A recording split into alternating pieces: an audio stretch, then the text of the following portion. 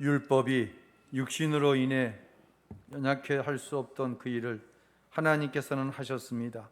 곧 하나님께서는 죄를 속량해 주시려고 자기 아들을 죄 있는 육신의 모습으로 보내셔서 육신 안에서 죄를 심판하셨습니다. 이는 육신을 따라 살지 않고 성령을 따라 사는 우리에게 율법의 요구가 이루어지게 하시려는 것입니다. 육신을 따라 사는 사람은 육신의 일을 생각하지만 성령을 따라 사는 사람은 성령의 일을 생각합니다. 육신의 생각은 죽음이지만 성령의 생각은 생명과 평안입니다. 육신의 생각은 하나님을 적대하는 것입니다. 그것은 하나님의 법에 복종하지 않을 뿐더러 복종할 수도 없습니다. 육신 안에 사는 사람들은 하나님을 기쁘시게 할 수 없습니다. 그러나 하나님의 영이 여러분 안에 거하시면 여러분은 육신에 있지 않고 성령 안에 있습니다. 누구든지 그리스도의 영이 없으면 그리스도의 사람이 아닙니다. 그러나 그리스도가 여러분 안에 계시다면 몸은 죄로 인해 죽으나 영은 의로 인해 살아 있습니다.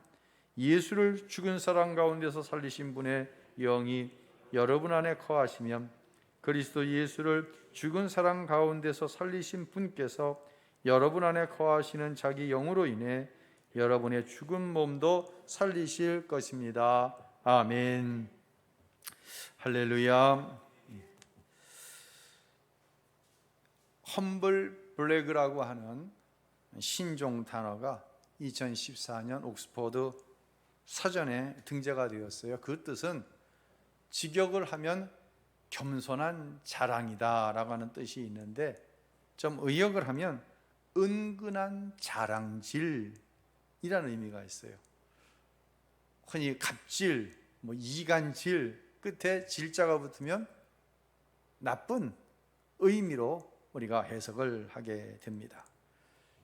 사람들은 드러내놓고 자랑을 하는 것이 아니라 거리거나 뻔한 불평 속에 자기 자랑을 살짝 숨겨서 자랑을 하기 시작했습니다. 예를 들어서 이번 휴가들 제대로 못 하셨을 텐데요. 나는 이번 휴가 가족들과 함께 하와이 다녀왔어. 그런데 물가가 얼마나 비싸든지 말이야. 세 가족이 비행기 티켓팅하고 호텔에 묵고 한 주간 생활하는데 2천만 원이나 들었어. 여러분, 물가가 비싸다는 불평으로 들립니까? 아니면 2천만 원 들여서 휴가 갔다 왔다는 자랑으로 들립니까? 헷갈리는데 그 헷갈림 속에 살짝 자랑이 들어가 있다라고 하는 의미죠. 카카오 스토리나 페이스북 같은 소셜 미디어를 이용해 가지고 자기의 삶을 나타내는 것이 요즘 많은 사람들의 라이프 스타일입니다. 근데 이러한 어떤 미디어의 특징은 뭐냐면 자기가 보여주고 싶은 것만 보여준다는 거예요. 누군가가 내가 당신을 참 잘한다고, 자매님 카카오 스토리를 통해 보니까 참 가정이 행복해 보인다고. 그 사람은 내가 보여주고 싶은 모습만 보여주는 것을 보고 내 가정이 행복할 것이다 라고 생각을 하는 것이죠. 그런데 이러한 현대인들의 삶에 어떤 문제가 있을 수 있습니다. 보여주고 싶은 것만 보여주고 나에 대해 평가를 받기 원하는 거예요. 좋은 모습만 봐주기를 원하는 거죠. 그러다가 보여주고 시기 싫은 내 삶의 어떠한 모습이 드러나면 견디지를 못합니다. 이런 은근한 자랑은 중독성이 있어서 자칫 잘못하면 내 삶에 몹시 부정적인 영향을 미칠 수 있다는 것입니다. 얼마 전 선교국에서 교회로 전화가 왔어요. 선교국 통장에 우신교회 재정부에서 큰 돈이 입금되었는데 이게 도대체 무슨 돈이냐라고 하는 전화였다고 합니다. 우리 부목사님 받으셨는데요. 그래서 캄보디아 우신 선교센터 페인팅하고 전기 공사를 위해서 성도들이 헌금한 돈을 이병화 선교사에게 전달해 달라고 선교국에 송금한 것입니다. 이렇게 설명을 했어요. 우리 교회에 이제 교단에서 발행하는 두 가지 신문이 옵니다. 한국선교신문과 기독교 헤럴드라고 하는 신문이죠. 그 신문에 보면 교회가 한 일들을 기사화했어요. 근데 대부분 보면 신문에 날 만한 대단한 일을 교회가 한 것도 아니고 그 목사님의 동정이 뭐 대단한 활동도 아닌데 신문에 기사화한 것을 봅니다. 이것은 어떻게 보면 은근한 자랑이 아니라 신문을 통해 교회나 목회자가 아니면 평신도 대표가 자기들이 한 일을 드러내놓고 자랑을 하는 것이죠. 사업을 하시는 분들에게 홍보는 매우 중요합니다. 그래서 자랑할 만한 게 있으면 열심히 자랑해야 됩니다. 그것은 결코 잘못된 일이 아닙니다. 하지만 교회가 마땅히 해야 할 일을 한 거예요. 얼마 전까지만 해도 이 신문사의 편집장들이 저에게 전화를 해요. 전화해서 목사님, 혹시 교회나 지방회나 신문에 낼 만한 어떤 기사거리가 있으면 좀 주세요. 그럼 제가 주위에 정말 선한 일을 한 것이 있으면 그 소스를 넘겨줍니다.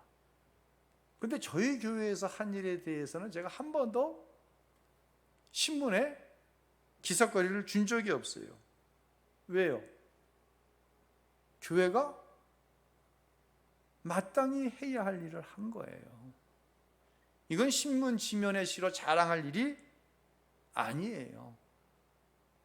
그러니까 언제부터든가는 저한테 전화가 오지를 않아요. 선교국에 600만 원 이상의 돈을 이제 전달해서 이런 거 한다. 그럼 우신교회에서 캄보디아 선교센터에 그렇게 돈을 보내서 페인팅과 전기하는 일을 도왔다. 이거는 신문에 낼 만한 일이 아니라는 거예요. 내 자랑이 아니라는 거예요. 그러다 보니까 성도들도 비슷해져 가는 것 같아요. 최근에 교회가 많은 일들을 했습니다. 주방, 또 화장실, 1층 사무실 다 리모델링 했죠. 그리고 페인트 칠을 하고 에어컨 시스템을 다 새로 바꾸고 목양실도 누군가 이제 개인이 기물을 다 바꿔주셨어요. 4층 유아실도 지금 커튼을 싹 바꿨어요. 헌신할 때 전제되는 이야기가 있어요. 목사님, 비밀로 해주세요. 무명으로 해주세요. 충분히 칭찬받을 만한 일입니다. 그런데 오른손이 한 일을 왼손이 알지 못하게 하라. 주님 말씀하셨던 것처럼 우리 장로님들을 비롯해서 모든 성도들이 마땅히 자랑할 만한 일을 자랑하지 않습니다. 받은 은혜와 주신 축복으로 한 일인데 자랑할 게 없다고 하는 것이죠. 오히려 하나님의 영광을 가리울 수 있다고 하는 것이죠. 오직 나의 자랑은 십자가뿐입니다 라고 하는 마음으로 헌신하는 거 참 고마운 일입니다. 예수님이 오시면은요 자랑거리가 바뀌어집니다. 최근에는 몇 년 전부터 여름 장마보다 가을 장마의 비가 더 많이 와요. 그렇죠? 어제부터 온 비가 아마 다음 주간 계속해서 많은 비로 이어질 것 같아요. 어제도 비가 많이 왔습니다. 이게 실험이라고 말하기에는 조금 모한 장난과 같은 실험을 제가 어제 해봤어요. 한번 짧은 동영상 보겠습니다.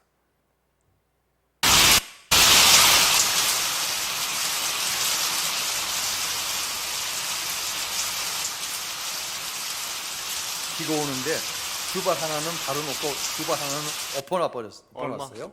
조금 시간이 지났어요. 바로 놓은 주발에는 빗물이 차가기 시작합니다. 빨리 차갑니다.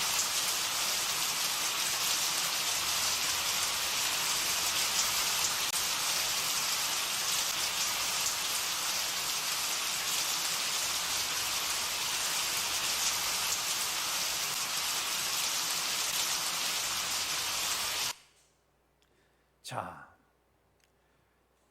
얼마간 시간이 지나서 두 주발을 갖다가 비교를 해봤어요. 바로 놓은 주발에는 빗물이 가득 찼는데 엎어 놓은 주발에는 어떻게 됐을까요? 빗물이 단 한 방울도 들어가진 않았어요.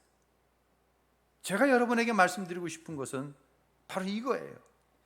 기독교의 모든 은혜와 축복의 출발은 성령이 내 안에 오셔서 내가 죄인임을 깨달아 알게 하고 이 죄를 내 어떠한 종교적인 열심으로나 선한 행위로 할 수 없다는 사실을 알게 되어 내 죄를 십자가에서 대속하신 예수님 앞에 나가는 것으로부터 출발되는 거예요. 즉 한마디로 정리하면 모든 하나님의 구원의 은혜와 축복은 예수를 믿을 때 시작된다는 거예요. 예수를 믿지 않으면서 구하는 은혜와 축복은 마치 엎어놓은 주발과 같아요. 거기에는 결단코 하나님의 은혜가 개입할 수가 없어요. 하나님의 축복이 이루어질 수 없다고 하는 것이에요. 예수 믿기 전과 예수 믿은 후는 분명하게 갈라집니다. 예수 믿기 전 저와 여러분은 그 누구 하나도 예외 없이 죄로 인해서 이 땅에 하나님과의 관계가 단절된 상태에서 저주받은 마음으로 살아가는 거예요. 그가 육체적으로, 정신적으로, 물질적으로 어떤 많은 것을 소유한다고 할지라도 그는 저주받은 인생이에요. 그의 영에는 어떤 하나님의 은혜가 개입하지 않습니다. 아무리 보여주고 싶은 것만 보여주는 자랑을 한다고 할지라도 그 영은 이미 심판을 받았고 지옥에 가기로 결정이 된 것, 이것이 바로 예수 믿기 전 저와 여러분의 모습이에요. 그러나 예수를 믿으면 이 법 자체가 바뀝니다. 성령의 법이 적용됩니다. 성령께서 내 안에 오셔서 내 삶을 이끌어 가십니다. 성령이 오시면 변하는 첫 번째가 바로 하나님 앞에 내가 죄인임을 보게 되는 것이에요. 예수 믿지 않는 사람들도요, 양심의 법이 작동되기 때문에 자기가 죄에서부터 온전하지 않다는 사실을 알고는 있습니다. 그런데 본인이 지옥에 갈 죄인이라고 하는 사실은 절대로 인정하지 않습니다. 왜요? 내가 사람을 죽였나? 내가 누구를 망하게 할 만큼 심각한 사기를 친다든지 도둑질을 했나? 내가 지옥 간다고? 내가 그렇게 형편없는 사람이라고? 성령이 오시지 않으면 자신의 죄가 얼마나 심각한 걸 몰라요. 어떤 사람은요, 자기가 죄인이라는 사실을 알게 되었을 때 심각한 상태에 빠집니다. 이 철로 역정을 누가 썼죠? 존 버년이라고 하는 사람이 썼죠. 이분이 예수님을 영접할 때 자신이 하나님 앞에 죄인이라는 사실을 알게 됐어요. 그런데 이 죄의 문제를 스스로가 해결할 수 없고 영원한 지옥에 떨어질 수밖에 없다는 사실을 알게 되었어요. 18개월 동안 아무 일도 못했대요. 얼마나 그 죄가 끔찍하고 그 죄로 인해서 꼼짝달싹 못하는 자신의 비참함을 본 것이죠.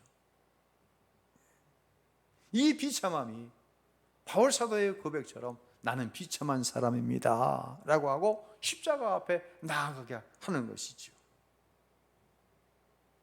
바로 십자가에서 예수님께서 내 그 엄청난 지옥 갈 수밖에 없는 이 죄를 대신 담당하셨다는 사실을 알게 하시는 분이 있습니다. 그분이 누구시죠? 바로 성령 하나님이십니다. 여러분, 막연하게 믿는 게 아니에요. 예수님께서 내 죄 때문에 돌아가셨다는 사실이 믿어졌는데 회개하면 용서받는다고 하면서 아무렇지도 않게 여전히 죄를 짓습니다. 여러분, 예수님이 내 죄를 위해서 십자가에 죽으셨어요. 이게 내가 지은 죄의 정체예요. 그런데 어떻게 아무렇지도 않게 죄를 지을 수가 있습니까? 죄 짓고 용서받았다고요? 성령님은 예수님이 내 삶에 구체적으로 동행하고 있다는 사실을 깨닫게 하시고 고백하게 하세요. 이제 성령의 은혜로 회개하고 하나님의 자녀된 성도는요, 넘치는 하나님의 은혜를 경험하면서 살아가게 됩니다. 그리고 하나님께서 내 삶을 구체적으로 돕고 계시다는 사실을 믿을 뿐만 아니라 입술로 고백하며 살아가는 거예요. 그 사실에 대해서 오늘 로마서 8장 3절로 4절에 이렇게 말씀합니다. 읽습니다. 율법이 육신으로 인해 연약해져서 할 수 없었던 그 일을 하나님께서는 하셨습니다. 곧 하나님께서는 죄를 속량해 주시려고 자기 아들을 죄 있는 육신의 모습으로 보내셔서 육신 안에서 죄를 심판하셨습니다. 이는 육신을 따라 살지 않고 성령을 따라 사는 우리에게 율법의 요구가 이루어지게 하시려는 것입니다. 아멘. 자, 바로 이 말씀이 믿어질 때에 성령께서 오셔서 내가 죄인입니다. 그러나 난 이 죄의 문제를 어찌할 수 없습니다. 이 죄의 문제를 위해서 예수님께서 십자가에 죽으셨습니다. 이제 나는 하나님의 자녀 되어져 하나님이 나를 의롭다 칭하시고 여전히 육체를 가지고 죄의 문제에 자유로울 수 없지만 하나님은 나를 사랑하심으로 나는 예수 안에서 승리할 수 있습니다. 이 믿음을 가진 사람이 선포하게 되는 것이 있는데 그것이 바로 우리가 이미 읽은 8장 1절과 2절의 선포죠. 다시 한번 읽겠습니다. 그러나 이제 그리스도 예수 안에 있는 사람들은 정죄를 받지 않습니다. 이는 그리스도 예수 안에 있는 생명의 성령의 법이 죄와 죽음의 법에서 여러분을 해방했기 때문입니다. 아멘. 여러분, 이 로마서 8장 1절 예수 안에 있는 사람은 법이 바뀌어졌습니다. 성령의 법이 여러분을 정죄하지 않습니다. 이 말을 좀 직접적으로 좀 세게 해석을 하면 어떤 의미냐면요, 십자가에서 나의 죄를 대신하신 예수님을 믿은 사람은 세상에 어떤 죄를 지어도 이미 용서받았고 정죄를 당하지 않습니다라고 하는 의미예요. 여러분, 이 말씀이 믿어지시나요? 믿어지십니까? 믿어지시길 바랍니다. 일로 넘어가지 않으면요, 논리적으로 교리적으로만 예수님이 내 죄를 위해서 십자가에 죽으셨고 그 사실을 믿음으로 내가 구원받았다, 이게 교리적으로만 머물러 있으면요 우린 죄로부터 자유함을 얻을 수가 없어요. 제가 누누이 드리는 말씀이 있어요. 예배는 보수적으로, 삶은 자유함으로. 이게 굉장히 모순적인 얘기 같아요. 어떻게 예배는 보수적으로 드리는 거예요? 예배가 보수적이면 삶도 보수적이지. 아니에요. 보수적으로 예배를 드려서 예배에서 승리하여 로마서 8장 1절에 이 고백이 우리의 고백으로 선포되어지면요 우리의 삶은 자유함이 있는 거예요. 왜? 우리는 육체를 갖고 있기 때문에 죄 져요. 그러나 그 죄가 나를 정죄하지 못하기 때문에 삶의 자유함이 있는 거예요. 할렐루야. 오늘날 얼마나 많은 기독교인들이 이 교리에 머물러 있기 때문에 마귀에게 정죄를 당하여서 예배생활 열심히 합니다. 헌신 열심히 합니다. 근데 삶에는 뭐가 없어요? 자유함이 없는지 몰라요. 왜 그럴까요? 성경은 성령의 인도하심을 받지 못하기 때문이다라고 말씀합니다. 자, 11절 함께 읽겠습니다. 예수를 죽은 사람 가운데 살리신 분의 영이 여러분 안에 거하시면 그리스도 예수를 죽은 사람 가운데서 살리신 분께서 여러분 안에 거하시는 자기 영으로 인해 여러분의 죽을 몸도 살리실 것입니다. 예수를 믿지만 여전히 우리는 육체를 가지고 있기 때문에 죄를 지어요. 하지만 성령께서 인도해 주시면 나의 모든 죄가 이미 예수 그리스도의 십자가 보혈의 대속의 은혜 안에서 용서받았고 앞으로 지을 죄까지도 용서하셨다는 사실이 믿어지는 거예요. 그리고 하나님의 자녀된 권세를 가지고 자유함을 가지고 삶을 살아가게 되는 줄로 믿으시기를 바랍니다. 이 교리적인 설명이 되니까 여러분이 알 것도 같은데 모를 것도 같은데, 자, 제가 한번 베드로의 삶을 가지고 적용을 해봤습니다. 베드로가 밤새도록 그물을 내렸으나 고기를 한 마리도 잡지 못했어요. 이제 그물을 씻고 정비하고 있는데 예수님께서 베드로를 찾아와 주셨어요. 누가 누구를 찾아왔어요? 베드로가 예수님을 찾아간 게 아니에요. 예수님이 베드로를 찾아오셨어요. 낙심 가운데 있는 베드로를 향해 예수님께서 깊은 곳에 가 그물을 던지라고 얘기합니다. 이 말은 전문가인 어부가 수용할 수 없는 말입니다. 어떻게 한밤중에도 고기를 못 잡았는데 해가 중천했다는데 깊은 곳에 가서 그물을 던지라고? 성령께서 베드로에게 순종하게 하십니다. 누가요? 성령의 인도하심.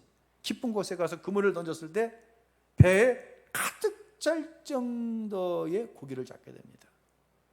베드로의 주위에 있는 사람들은 뭘 보고 놀랐냐면 배에 가득한 고기를 보고 놀랐습니다. 그런데 베드로는 그것에 놀라지 않습니다. 누가복음 5장 8절을 읽겠습니다. 시몬 베드로가 이 광경을 보고 예수의 무릎 앞에 엎드려 말했습니다. 주여, 제게서 떠나십시오. 저는 죄인입니다.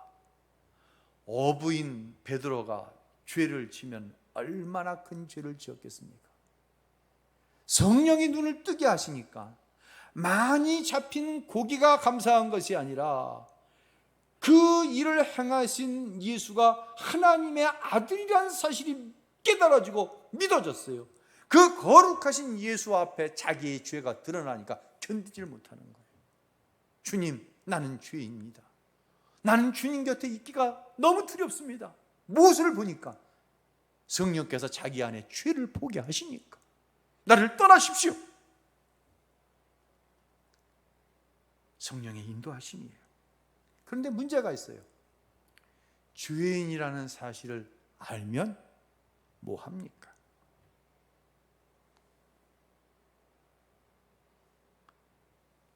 율법의 잣대 위에 내 삶을 올려놓으니까 내가 한 모든 것들이 죄라는 사실을 알게 되었어요. 베드로가 죄인이 아니라 누가 죄인이에요? 베드로도 죄인, 나도 죄인. 알게 됐어요. 알면 뭐해? 알면 뭐 합니까?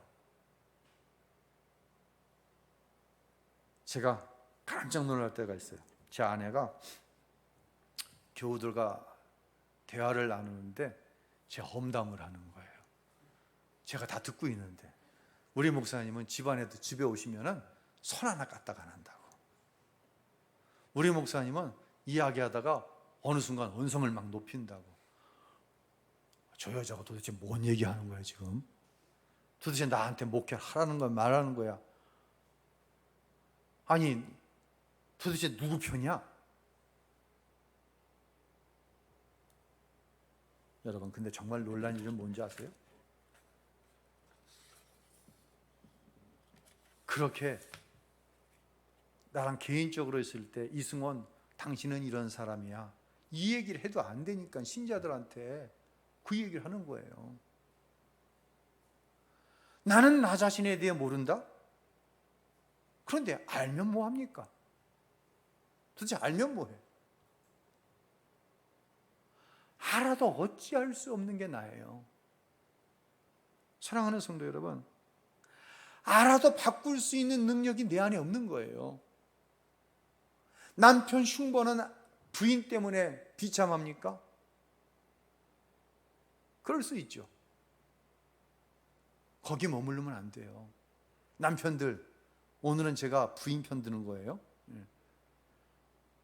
나 흉보는 남편으로서의 권위를 인정해 주지 않는 부인 때문에 비참합니까?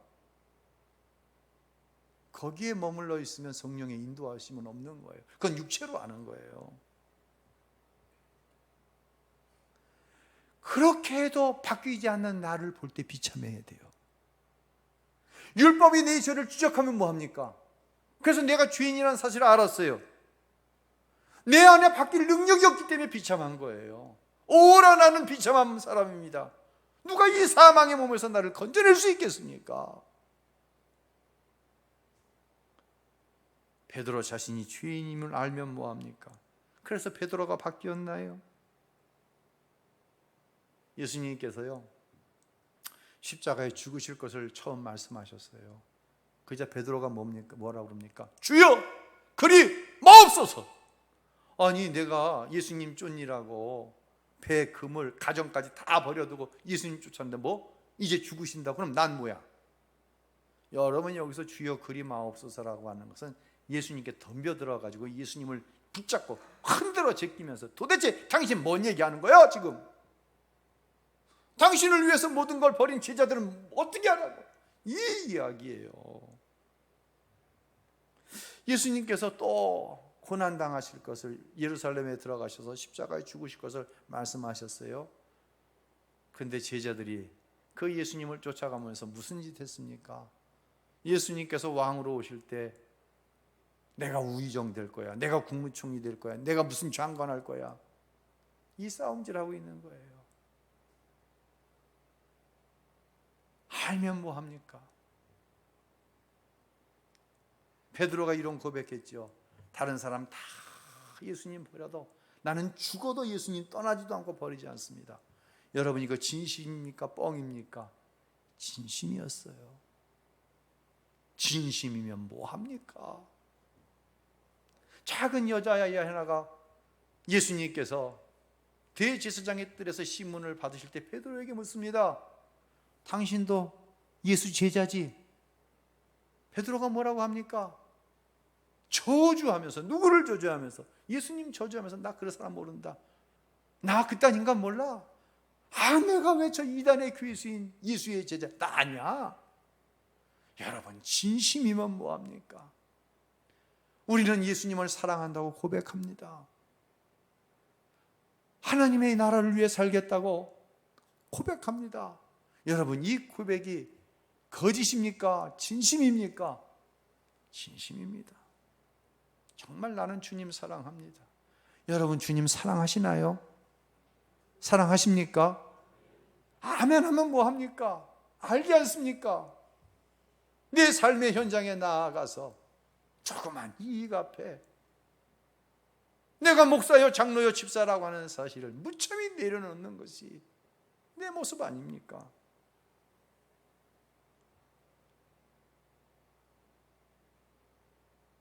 현민아, 학교 가서 밥 먹기 전 기도하냐?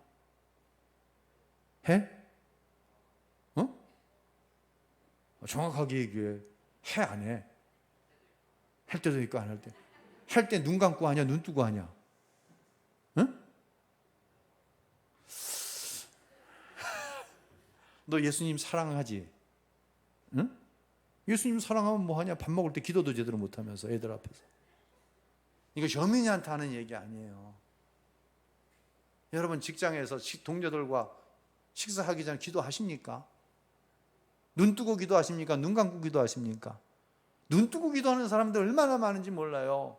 기도 안 하면 밥 먹고 하나님 꽉 채게 하실 것 같고, 눈 감고 기도하자니 내가 교회 다니는 크리스찬이라는 거 사람 앞에서 인정하는데, 인정받은 삶을 살아야 되는데, 여러분 베드로가 믿음이 없다고요? 저는 베드로의 모습을 통해 제 자신을 보았습니다. 바울은 이렇게 7절에 고백합니다. 함께 읽습니다. 육신의 생각은 하나님을 적대하는 것입니다. 그것은 하나님의 법에 복종하지 않을 뿐더러 복종할 수도 없습니다.